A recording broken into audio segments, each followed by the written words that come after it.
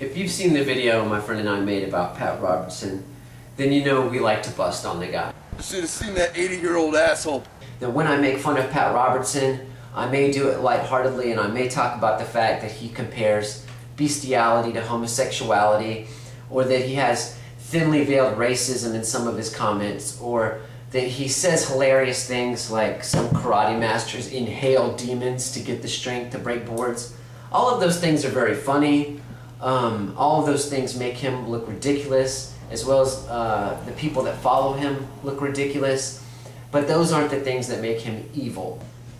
Operation Blessing was supposed to help African people learn about Jesus, as well as distributing goods to them like blankets, food, medicine. All of these things was actually a shadow organization that distributed blood diamonds in Zaire. This is extremely disturbing, and this doesn't come from some conspiracy theorist.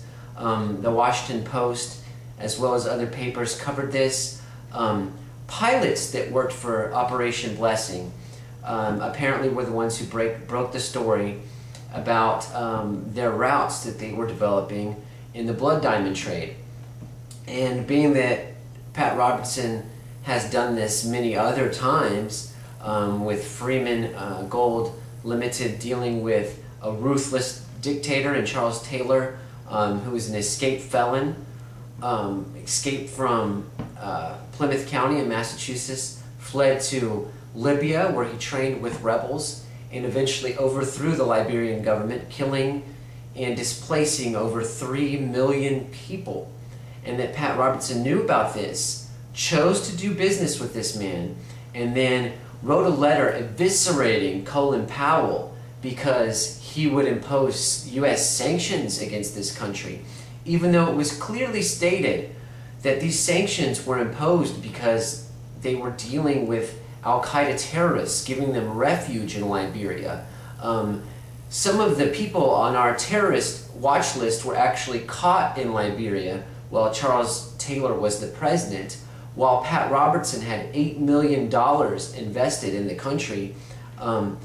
He was a business partner of this man, invested $8 million to mine gold in a country that he knew was harboring, or he presumably knew was harboring Al-Qaeda terrorists, and that he knew had overthrown the government in a bloody revolt, and a man that he knew escaped from our detention system in the United States, one that he proposes is not tough enough, not well regulated enough.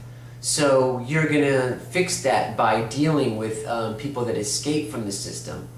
I see that, you know, Pat Robertson really cares about personal responsibility and taking responsibility for those things that you've done.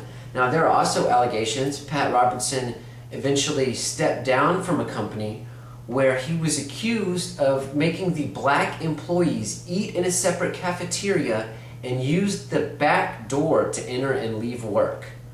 You can look those things up, as well as the terroristic threats that he was charged with against a former employee of his. This is a ruthless, ruthless man. There's no question that he called for the death of Hugo Chavez, because in Venezuela, where you can buy gasoline for 30 cents, that is a huge threat to the oil interest that he has. It's not because Hugo Chavez is a socialist. Many people accuse Obama of being a socialist, although he's not really a socialist. Many of Pat Robertson's constituents and contemporaries accuse Obama of being a socialist or a communist, yet Pat Robertson had just nothing but praise for Obama when he got elected. Why?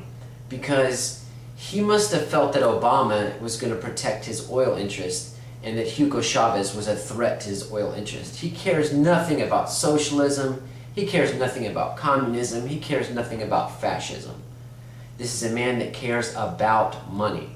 And in today's modern Christian vernacular, Christianity and capitalism have become synonyms, and that is very disturbing. And I think it's something that really needs to be addressed, because true Christians, those that follow Christ, would be appalled at the turn that Christianity has taken recently. the Joel Osteens of the world. These people are diluting, if not destroying, the message of Christianity, which is love your neighbor, take care of each other, feed the hungry, clothe the needy, take care of the sick. These are things that Jesus talked about. Jesus didn't talk about investing with foreign dictators, bringing diamonds out of the country to make millions of dollars in profit, or using churches to distribute money to victims of hurricanes, but keeping a percentage for your own church. These are not things that I believe Jesus. And sometimes when we're making fun of the lighter side of Pat Robertson, we forget that he's truly an evil man, and that he has made millions and millions of dollars off the suffering of other people and off the tyranny of governments around the world.